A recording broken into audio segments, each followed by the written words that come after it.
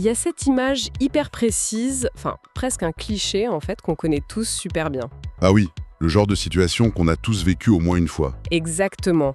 On vient de passer une semaine complètement infernale, les réunions se sont enchaînées, les responsabilités à la maison se sont empilées, on a couru absolument partout. Et on a accumulé une fatigue monumentale au passage. C'est ça. Et là, enfin, le moment tant attendu arrive, on s'allonge. Le moment de grâce. Ouais, alors, ça peut être sur un tapis de yoga dans le salon pour une petite méditation ou carrément sur une table de massage dans un spa super luxueux. Le cadre parfait, quoi. Voilà, la lumière est bien tamisée, il y a cette petite odeur subtile d'huile essentielle de lavande, une musique douce avec des bruits de ruisseau en fond. Tout ce qu'il faut pour lâcher prise. Tout crie au repos dans l'environnement physique. C'est une invitation officielle à baisser la garde. Et pourtant, le cerveau tourne à 100 à l'heure. mais oui, il est en train de refaire la liste des courses, de repasser en boucle une vieille conversation houleuse avec un collègue. Pendant ce temps-là, les épars sont tellement crispées qu'elles touchent quasiment les oreilles. C'est comme si face à cette opportunité en or, le corps refusait catégoriquement de s'éteindre. Exactement. Et c'est là-dessus qu'on va se pencher aujourd'hui. Je suis ravie de lancer cette nouvelle exploration en profondeur. Et je suis ravi d'y participer parce que le sujet est vraiment passionnant. Pour notre analyse aujourd'hui, on se base sur une série de textes fascinants écrits par France-Hélène et Paul, qui sont les fondateurs de l'école Art Massage. Notre mission, c'est de décortiquer ce paradoxe ultra-moderne. Un paradoxe qui touche énormément de monde, en fait. C'est clair. Pourquoi, alors qu'une fatigue collective pèse sur nous, notre corps s'obstine-t-il à garder cette espèce de réserve et d'énergie, cette tension résiduelle ? Il faut bien préciser dès le départ que ces écrits, c'est pas juste un manuel technique pour les professionnels du bien-être. C'est une vraie radiographie de notre rapport contemporain au repos. Ouais, ça va bien plus loin que de simples techniques de massage. Absolument. Et une distinction super importante s'impose tout de suite. Quand quelqu'un s'allonge et n'arrive pas à s'apaiser, la première réaction, c'est presque toujours la culpabilité. Oh oui, la petite voix qui dit qu'on est nul en méditation. Exactement. Ou qu'on est tellement névrosé qu'on ne sait même pas profiter d'un soin qu'on a payé super cher. Mais ce que ces textes montrent brillamment, c'est que c'est pas du tout un échec individuel. C'est pas un défaut de fabrication ou un manque de volonté. Non, pas du tout. C'est le symptôme direct de notre écosystème sociétal. Notre corps moderne, il est sculpté par un environnement qui a un niveau d'exigence vraiment inédit dans l'histoire humaine. Ok, décortiquons un peu tout ça. Si on garde le contexte dont parlent les sources, on réalise qu'à une certaine époque, se reposer, c'était même pas un concept. C'était juste une évidence mécanique. Bah oui, on finissait sa journée au champ ou à l'usine, la fatigue était purement physique. C'est ça. On rentrait, on s'asseyait et hop, le corps récupérait. Une équation toute simple. Alors qu'aujourd'hui, on baigne dans une stimulation cognitive et émotionnelle qui ne s'arrête jamais. Entre les écrans qui sollicitent notre attention chaque seconde, les notifications, Qui nous balance des micro-décharges d'adrénaline, ouais. et toutes ces décisions qu'on doit enchaîner du matin au soir. C'est épuisant. J'aime bien utiliser une analogie pour ça. C'est un peu comme un smartphone dont on aurait oublié de désactiver la recherche de réseau Wi-Fi. Ah oui, c'est une excellente image. La mécanique derrière ça explique très bien ce qui se passe dans notre propre biologie. Parce que tu vois, quand le téléphone n'est pas connecté, mais que le Wi-Fi reste allumé, on a l'impression qu'il est en veille. L'écran est noir, on ne le touche pas. Mais à l'intérieur, ça bosse. Voilà. En arrière-plan, l'antenne balaye l'environnement de façon frénétique, elle cherche un signal, elle interroge tous les routeurs qui passent à proximité. Ce qui consomme beaucoup plus de batterie que si on regardait tranquillement une vidéo en étant connecté. Exactement. Et notre système nerveux fait la même chose. Même quand on ne fait rien, entre guillemets, il scanne l'environnement pour repérer des urgences ou se rappeler des tâches inachevées. Et le soir, la batterie nerveuse est à plat, complètement asséchée par cette recherche de réseaux fantômes. Si l'on relie ça à une vision plus globale, on comprend que cette recherche constante est aggravée par la disparition des sas de décompression. Les fameux sas, oui. Les textes insistent pas mal là-dessus. Historiquement, on avait des frontières hyper nettes, que ce soit géographiquement ou temporellement, entre le lieu de labeur et l'espace de repos. Le simple fait de faire le trajet pour rentrer chez soi, c'était un rituel en soi. C'est ça, le système nerveux avait le temps de capter que le contexte avait changé, qu'il pouvait modifier sa chimie interne. Mais aujourd'hui, avec l'hyperconnexion et le télétravail, ces seuils ont carrément explosé. Le bureau s'invite sur la table à manger, les urgences pro font vibrer le téléphone jusque dans la poche du pyjama. Et toute cette agitation mentale nous suit littéralement sous les draps. L'organisme n'a plus de repères clairs pour s'autoriser à ralentir. Ce qui amène à une confusion tragique qu'on voit beaucoup dans les sources, cette confusion entre le véritable repos et la simple distraction. Ah oui, le fameux moment où on s'effondre sur le canapé. Voilà, on s'affale et on passe 1 heure et demie à faire défiler des vidéos courtes sur les réseaux sociaux, et quand on se relève, on se dit « Ah, j'ai fait une pause, j'ai déconnecté ». Sauf que sur le plan neurologique, c'est une illusion totale. C'est clair, le cerveau vient de passer 90 minutes à absorber des milliers d'images, à réagir émotionnellement à des trucs drôles, puis tristes, puis choquants. On a réussi à transformer le bien-être en une nouvelle compétition. Ouais, la culture de l'optimisation a complètement infiltré le sanctuaire du repos. Ça ne suffit plus de fermer les yeux et de dormir en fait. Faut optimiser ses cycles de sommeil avec des montres connectées, faut rentabiliser sa méditation pour être hyper productif l'après-midi. Le lâcher-prise est devenu une énième tâche sur une to-do list qui déborde déjà. C'est l'angoisse du score de récupération. Tu te réveilles, tu regardes ta montre et si elle te donne un score de 42 sur 100 pour ton sommeil, tu commences la journée en sentant en échec. Et du coup, le stress d'avoir mal dormi garantit presque que la nuit suivante sera pire. C'est la pression de la performance appliquée à la détente. C'est fou quand on y pense. Et face à cette injonction de rentabilité permanente, la vraie lenteur, celle qui ne produit rien et qui ne se mesure pas, elle est devenue tellement étrangère à notre quotidien qu'elle génère de l'anxiété. Le vide fait peur, quoi. Exactement. Pour un système nerveux calibré sur la vitesse et l'efficacité, le vide soudain, l'immobilité, s'est perçu comme une anomalie, une zone inconnue et potentiellement dangereuse. Donc, en gros, notre environnement nous oblige à rester sous tension continue. Et notre corps finit par se forger une armure pour tenir le coup. Mais c'est là que ça devient vraiment intéressant. Vas-y, je t'écoute. J'ai du mal à saisir la logique de notre propre biologie quand on applique ça à un cas concret. Prenons la personne qui réserve un massage. Elle l'a choisi consciemment. Elle a bloqué 2 heures dans son agenda, oui. Et elle a peut-être payé 100 € ou plus. Son cerveau logique lui dit « Tout va bien, tu es en sécurité, la personne qui te touche est un pro ». C'est un environnement sécurisant sur le papier. C'est ça. Alors, pourquoi, malgré toutes ces garanties hyper rationnelles, les muscles luttent-ils activement contre la personne qui essaie de les détendre ? Pourquoi l'armure refuse de tomber alors qu'il n'y a objectivement aucun danger ? Cela soulève une question fondamentale. Ça montre l'écart béant entre ce qu'on comprend intellectuellement et ce qu'on ressent physiquement. Les fondateurs d'Art Massage en parlent très bien. Oui, ils expliquent avec beaucoup de finesse que la détente profonde, c'est pas juste un relâchement mécanique des muscles, c'est avant tout une permission intérieure. Pas une conclusion intellectuelle donc. Non. Savoir qu'on a payé cher et que le spa est joli, c'est juste de l'information traitée par la partie logique du cerveau, le cortex préfrontal. Mais le vrai relâchement demande un sentiment de sécurité somatique. Attends, somatique. Juste pour clarifier un peu l'idée, ça veut dire que le corps tient ses propres registres, indépendamment de ce que notre tête se raconte. Non, c'est la définition exacte.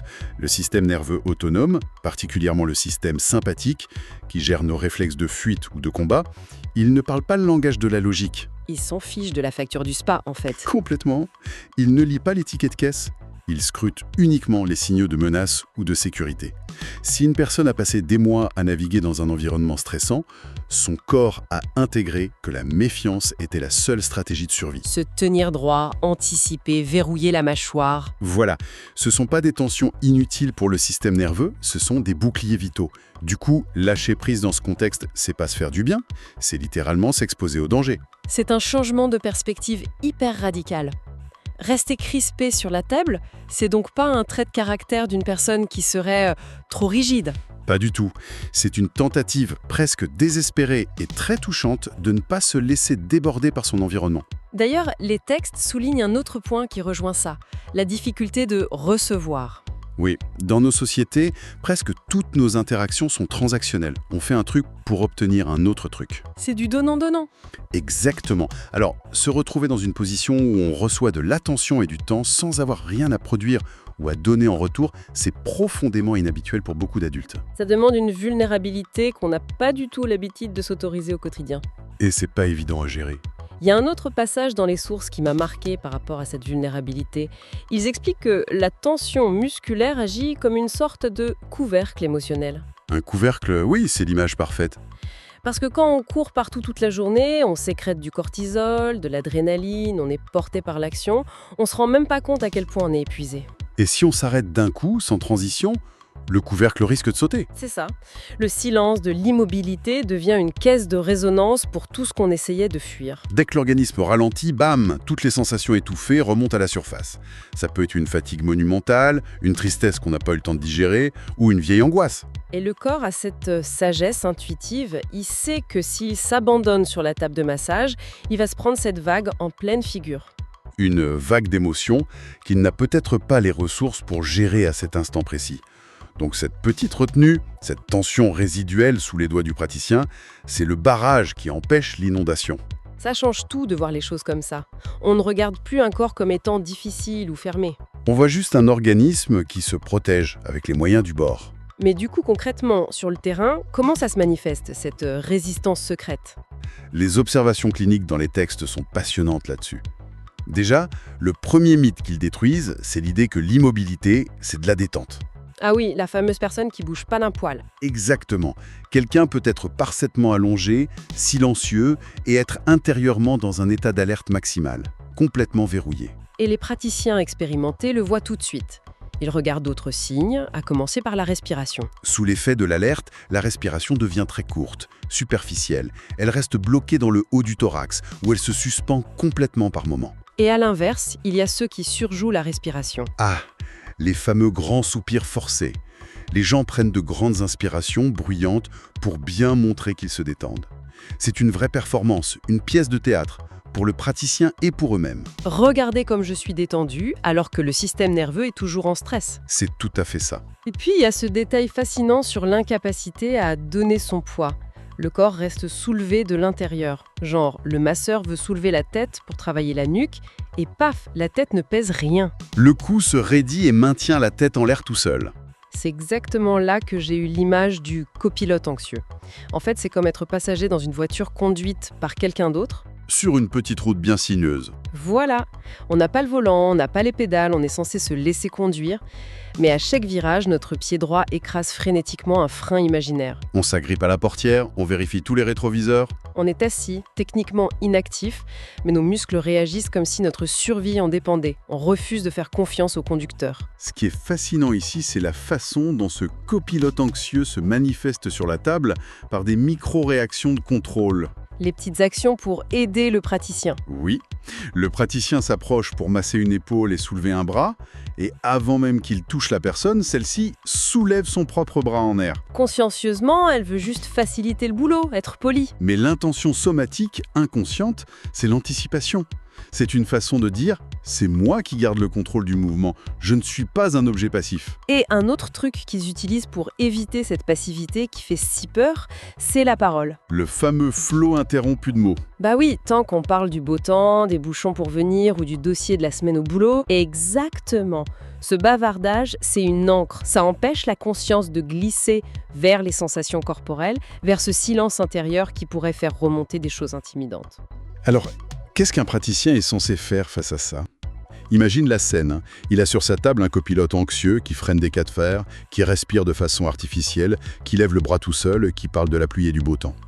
La tentation humaine, voire l'ego professionnel, ce serait de vouloir forcer les choses, de se dire « Ah, tu veux pas te détendre ? Je vais appuyer plus fort sur tes trapèzes, tu vas voir. » Sauf que les fondateurs d'Art Massage sont très clairs. C'est la pire erreur stratégique. C'est là qu'on reconnaît la vraie maturité d'un praticien, non ? Complètement. Le piège fatal, c'est de confondre accompagner et obtenir. Si le praticien entre dans une lutte de pouvoir, il recrée exactement la dynamique qui a épuisé la personne dans sa vie quotidienne. La pression de la performance. Il rajoute une injonction silencieuse. Détends-toi maintenant. Et que fait un corps sur la défensive quand on lui donne un ordre pareil ? Il se blinde encore plus. Le paradoxe magnifique de ces textes, c'est que le soin commence à la seconde où le praticien arrête de vouloir réussir la séance. Alors, qu'est-ce que tout cela signifie au fond ? Pour les masseurs, mais aussi pour nous tous qui essayons de trouver le bouton pause en fin de journée. Est-ce que la clé, finalement, c'est d'arrêter de s'efforcer de se détendre ? C'est l'essence même de ce changement de paradigme. Le lâcher-prise ne s'obtient jamais par la volonté. Il arrive quand on arrête de s'obliger à l'attendre. Exactement. Techniquement, face à quelqu'un de très résistant, le praticien ne doit surtout pas complexifier ses gestes ou appuyer comme un forcené. Il doit simplifier. Les auteurs parlent d'un toucher qui doit être lisible. Lisible, c'est super intéressant comme terme. Ça veut dire que le système nerveux peut anticiper le mouvement pour ne pas déclencher l'alarme-larme? Tout à fait. Le système d'alerte déteste l'imprévisible parce que dans la nature, l'imprévisible, c'est le danger. Donc pas de démonstration technique avec des rythmes qui changent toutes les 10 secondes? Surtout pas. Si le praticien change d'intensité et de zone sans arrêt, le cerveau primitif du receveur reste en éveil pour analyser ces nouvelles données. Il ne peut pas couper son radar. Un toucher lisible, ça serait quoi alors? Une pression claire, répétitive? Oui, la régularité du geste a une fonction ultra rassurante, presque pédagogique. En restant longtemps sur la même zone avec un rythme constant, le praticien envoie un message biologique clair. Regarde, il se passe rien d'inattendu, tu peux arrêter de surveiller. Et ça s'applique aussi à ce qu'on dit pendant la séance. Parlez moins, mais parlez juste. L'idée, c'est pas de jouer au psy de comptoir en balançant des trucs du genre « Oula, je sens que votre foie est complètement bloqué par un vieux traumatisme de l'enfance. Oh mon Dieu, la pire angoisse, ça crisperait n'importe qui encore plus fort. » C'est clair. L'objectif, c'est plutôt de créer, par sa présence, un espace d'accueil inconditionnel et sans jugement. Un endroit où on a le droit de ne pas être le client modèle. L'absence de jugement comme outil thérapeutique, j'adore cette idée. Accueillir l'attention telle qu'elle est, sans frustration, sans chercher à la réparer tout de suite. Mais pour ça, il faut vraiment revoir nos attentes à la baisse. Parce qu'on a tous cette image de la métamorphose totale vendue par le marketing du bien-être. On veut ressortir de là en flottant sur un petit nuage. Alors que la réalité clinique est beaucoup plus humble. Parfois, la plus belle réussite avec un corps sur la défensive, c'est juste la respiration qui descend d'1 centimètre vers le ventre. Ou la mâchoire qui se dessert d'un tout petit millimètre. Voilà. C'est une baisse infime de la vigilance. France-Hélène et Paul appellent ça une rééducation du repos.